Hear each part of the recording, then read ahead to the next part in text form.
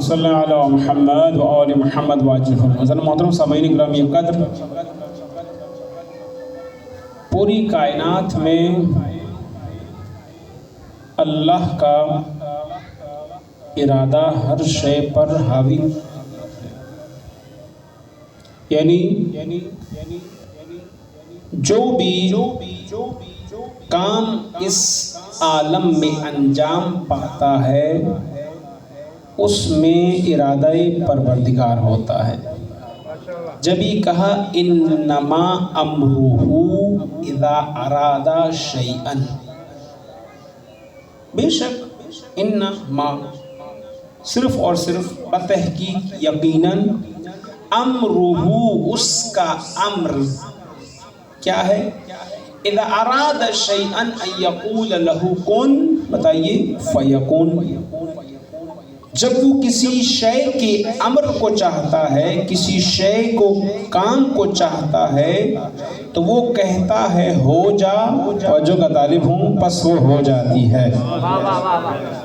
یعنی اللہ کو سبب کی ضرورت نہیں ہے، اللہ کو سبب کی ضرورت نہیں ہے۔ مثال کے طور پر اللہ نے ہمیں بھی کیا عطا کیا ہے؟ بتائیے، ارادہ عطا کیا ہے۔ کیا عطا کیا ہے؟ ارادہ عطا کیا ہے۔ یعنی ارادہ اور اختیار اللہ خود صاحب قدرت، صاحب ارادہ ہے، اسی لیے اللہ نے انسان کو اپنا خلیفہ بنایا ہے۔ توجہ کا طالب ہوں، کیا بنایا ہے؟ اپنا خلیفہ بنایا۔ یعنی کیا مطلب اپنا خلیفہ بنایا ہے؟ یہاں پر آسمان ہے، زمین ہے، چاند ہے، سورج ہے، حیوانات ہیں، ہزاران مخلوقات اس عالم مادہ میں موجود ہیں جو اللہ کی قدرت کو ظاہر کرتی ہے، اللہ کی عظمت کو ظاہر کرتی ہے، مگر انسان وہ مخلوق ہے کہ جو اللہ کی نمائندگی کر رہا ہے۔ یعنی انسان کی روح میں وہ صلاحیت ہے کہ اگر وہ ارتقاء کی منزلوں کو طے کرے، اگر وہ اپنے ارادے کو اللہ کے ارادے کے سامنے تسلیم کرتا ہوا نظر آئے تو یہ انسان، اس کی روح اللہ کے جلوہ گاہ ہوتی ہوئی نظر آئے گی۔ یہ بات پہنچ گئی نا کہ انسان کیا ہے؟ اللہ کا خلیفہ ہے، اور اللہ نے انسان کو ارادہ عطا کیا۔ خوب، اب یہی وجہ ہے کہ اللہ نے انسان سے ارادہ مانگا ہے۔ دیکھیے، دو چیزیں ہیں، ایک ہے نیت، ایک ہے عمل۔ بہت توجہ کا طالب ہوں، سمجھیے اس بات کو۔ ایک ہے عمل۔ ممکن ہے ایک انسان 1000 سال عمل انجام دے، بھئی دنیا میں تو وہی نظر آتا ہے نا، بتائیے، جس کے پاس پیسہ ہوتا ہے۔ بھئی فلاں نے مثلا 100 مسجدیں بنوائی، فلاں نے 1000 حج کیے، مثلا فلاں نے یہ کیا، فلاں نے یہ کیا، تو کیا خدا کے پاس یہ معیار ہے؟ خدا کے پاس معیار کیا ہے؟ اللہ کسی کی حیات ظاہری کو نہیں دیکھتا، عمل کی کثرت کو نہیں دیکھتا، بلکہ عمل کے اخلاص کو دیکھتا ہے۔ ممکن ہے ایک چھوٹا سا عمل ہو، اسی لیے مولا فرماتے ہیں کہ جو عمل خدا کے لیے ہو وہ کبھی کم نہیں ہو سکتا۔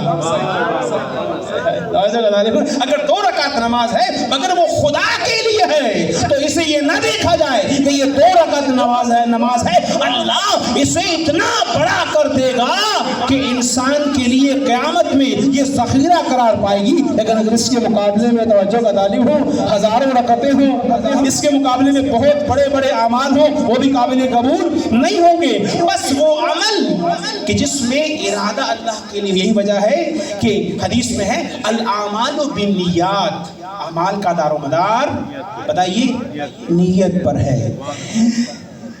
اللہ انسان کے دل کو دیکھتا ہے، ظاہر کو نہیں دیکھتا۔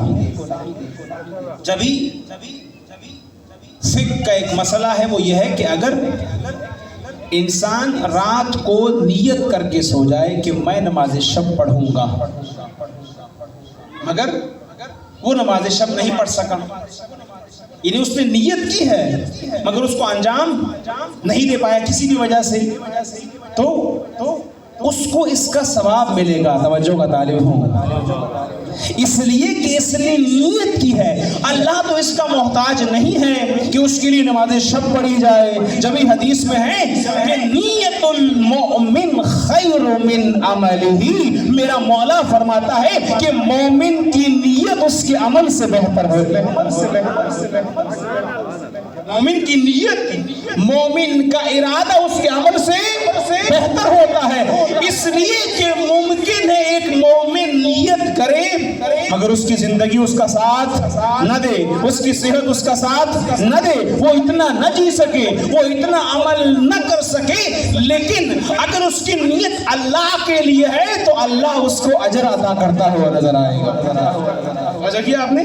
اب اسی لیے ہمیشہ ہمیشہ ہمیشہ انسان کو چاہیے کہ وہ اپنی نیت کو پاک رکھے۔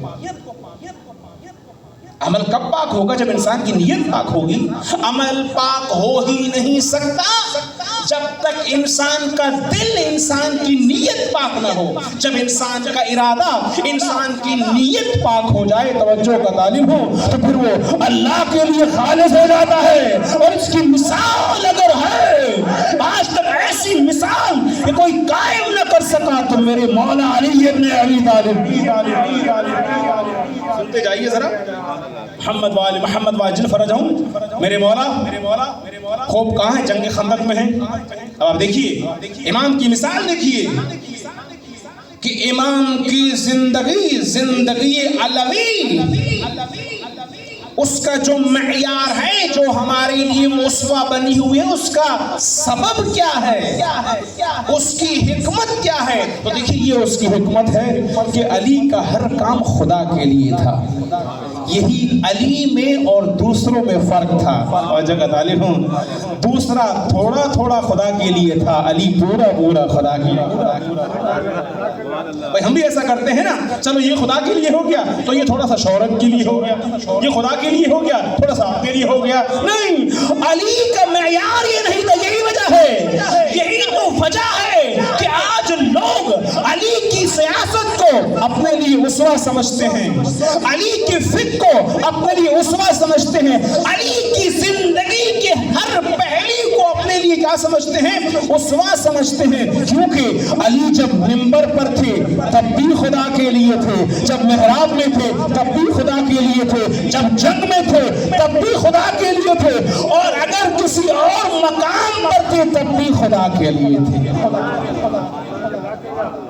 آپ علی کی زندگی میں فرق محسوس نہیں کر پائیں گے کہ اگر خلافت نہیں ہے تو کوئی اور رویہ ہو، لیکن جب خلافت مل جائے تو انسان بدل جائے۔